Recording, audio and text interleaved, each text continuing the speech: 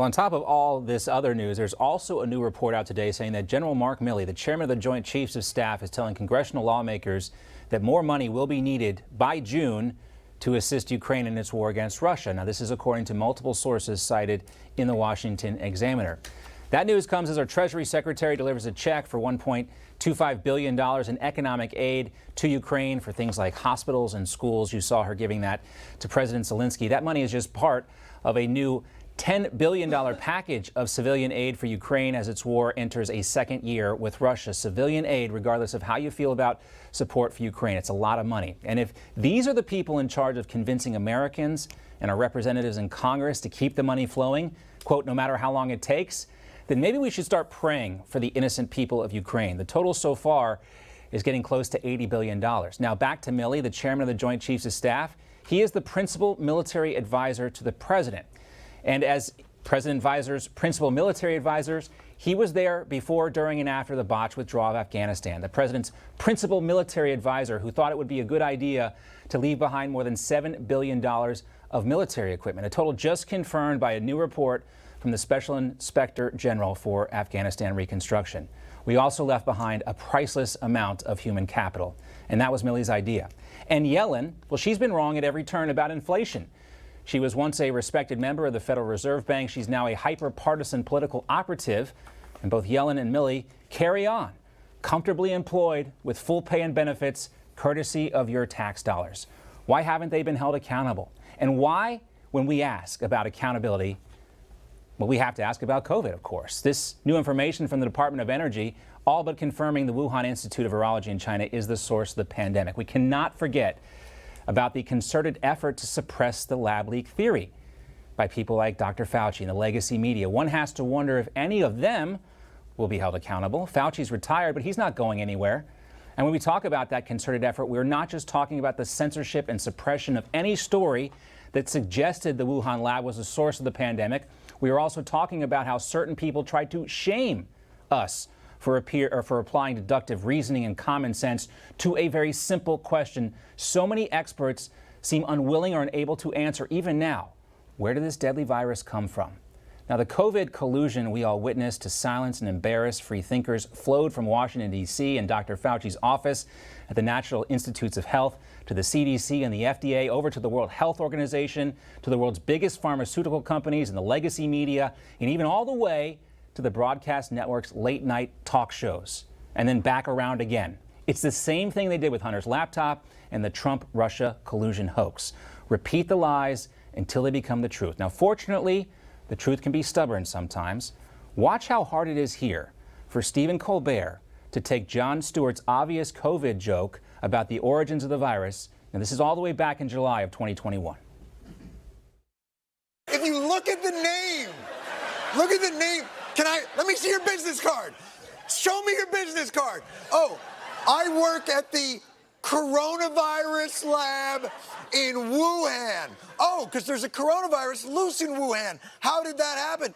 Maybe a bat flew into the cloaca of a turkey and then it sneezed into my chili and now we all have coronavirus.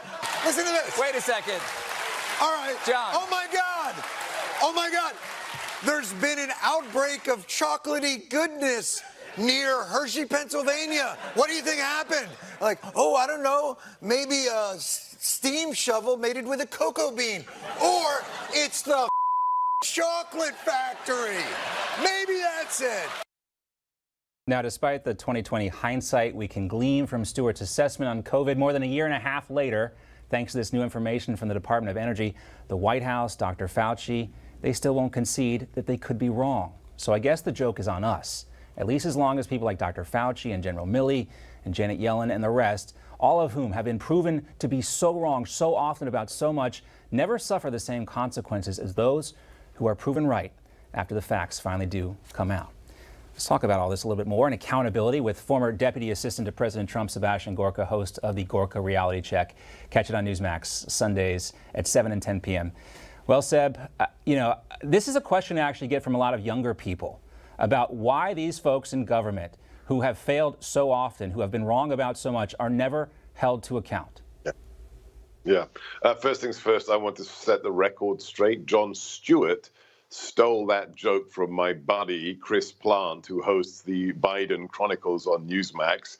He first mentioned that Hershey's factory joke on his radio show. And Jon Stewart, I guess, doesn't have to attribute anything. I guess on the left, you can steal your jokes from other people. Look, Milley, if we were back in the White House, John, Mark Milley would have been stripped of his uniform. He would have been put in shackles and leg irons like they did to my colleague Peter Navarro, and he'd be in the brig. This is the man, remember, who said when he was chief of staff of the army, China is not our enemy.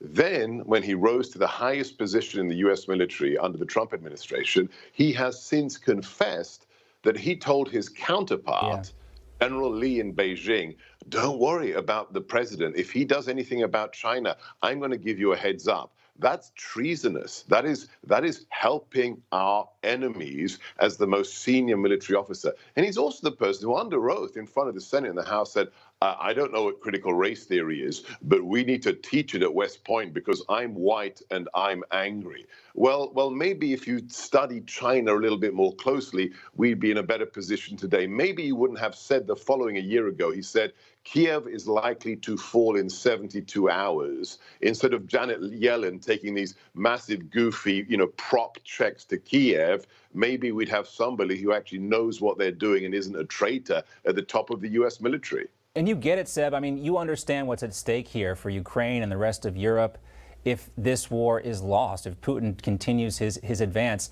And I think that's why a lot of people can support what's happening, can support the efforts of the Ukrainians, but really question the folks who are executing all of this. I've said this from the beginning of the war. I did an article for Breitbart 3 weeks in. I just wrote a piece on my personal Substack. This is not a surprise to anybody. If you're surprised that Putin did this, you've been asleep for the last 21 years. Since he became president, he has said the following repeatedly. Ukraine is illegitimate, doesn't have a right to exist. The Baltic states are illegitimate. They have no right to exist. Poland, one of the most important nations in NATO, is an illegitimate country. So if you think Ukraine doesn't matter, I've got a wake-up call for you. They're coming after the rest of the former Soviet Union, and we will not be able to say, sorry, that doesn't matter to us. Now, sending blank checks to Kiev, and it's, by the way, ask a Ukrainian. It's pronounced Kiev, guys. To all the leftists out there, it's not Kyiv, it's Kiev. The sending blank, unaccountable checks to Kiev is insanity. They need ammunition, artillery shells, and U.S. intelligence target packets to make the Russians bleed. Just like, can I do a little bit of history here as an immigrant to this nation? If we, the revolutionaries 250 years ago, hadn't been helped by the French, the Spanish, and the Dutch, this nation would still be part of the British Commonwealth, helping others fight for their own freedom. That has something to do with why we're America today. Right. It's fundamental to who we are. The other aspect about all this, too, is, who is in charge, really, who is calling the shots right now? That remains unclear. And we shouldn't be afraid to ask. Great to see you, as always, Seb Gorka.